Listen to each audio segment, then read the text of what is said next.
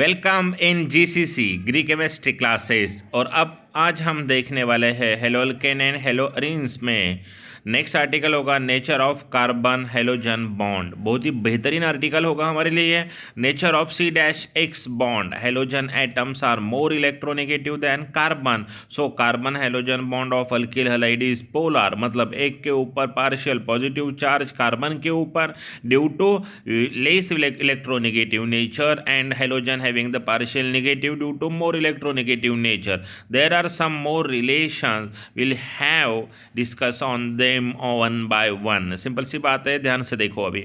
Nature of C-X bond strength is directly proportional inversely proportional to bond length. जिसकी bond length ज़्यादा होगी वो bond weak होगा, आसानी से टूटेगा।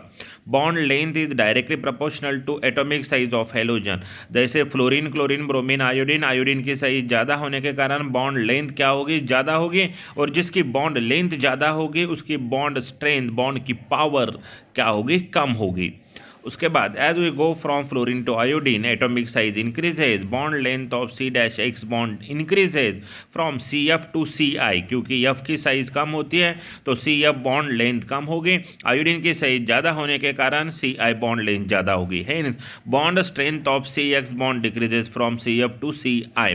बॉन्ड लेंथ बढ़ने से बॉन्ड स्ट्रेंथ क्या होती है, कम होती है, आसानी से बॉन्ड टूट सकता है। CI बॉन्ड आसानी से टूटेगा as compare to CF bond, ये आसानी से ब्रेक हो जाएगा as compare to CF। Bond strength directly proportional to bond polarity, जिसकी पोलैरिटी ज़्यादा होती है उसमें बॉन्ड स्ट्रेंथ भी क्या होगी, ज़्यादा होगी, क्योंकि अट्रैक्शन ज़्यादा होगा। अट्रैक्शन ज़्यादा होने के कारण देखो यहाँ पे electronegativity difference between bond polarity carbon atom and halogen atom. Electronegativity difference is directly proportional to electronegativity of halogen atom. As we go from fluorine to iodine electronegative value of halogen decreases, सबसे ज़्यादा electronegative fluorine और कम electronegative iodine.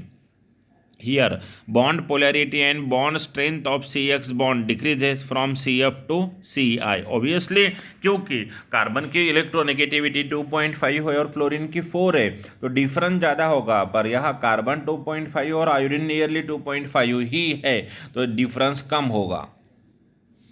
Nature of C-X bond में और as the consequence of the above 2 point reactivity order of alkyl halide easily कौन टूटेगा, RI, उसके बाद RBr और डिफिकल्टली RCl, तो सबसे ज़्यादा रिएक्टिव होगा RI। Some comparison of bond length, bond enthalpies and dipole moment of different methyl halides are followed। देखो यहाँ पे दे वाला है CF में, CCl में, CBr में, तो बॉन्ड लेंथ बताई गई है। सबसे ज़्यादा बॉन्ड लेंथ CI 214 pm है। बॉन्ड एंथैल्पी जिसे तोड़ने के लिए, CF को तोड़ने के लिए 452 एनर्जी लगेगी किलो जूल पर मोल। और डाइपोल मोमेंट की बात अगर करते हो तो CCl की डाइपोल मोमेंट सबसे ज़्यादा होगी, कितनी, 1.86, उसके बाद 1.84 CF की। तो वहाँ जो पार्ट आता है ना उसमें इम्पॉर्टेंट होता है कि डायरेक्शन जो भी डाइपोल मोमेंट्स होती है, लोन पेयर ज़्यादा होते हैं ना फ्लोरीन की तरफ, तो थोड़ा सा वो बॉन्ड रिलेटिवली क्या होता है, वीक होता है। उसके बाद MCQs, the nature of RX bond in alkyl halide is obviously polar nature होगा, कोई कॉम्प्लिकेशंस माइंड में है ही नहीं हमारे। उसके बाद क्या, as we go from fluorine to iodine electronegativity of value of halogen, सबसे ज़्यादा इलेक्ट्रोनेगेटिविटी किसकी होगी, फ्लोरीन की, इसका मतलब डिक्रीज है इस बोल देंगे हम। उसके बाद as we go from fluorine to iodine atomic size, obviously size of iodine क्या होगी, ज़्यादा होगी तो इंक्रीज है बोल देंगे हम।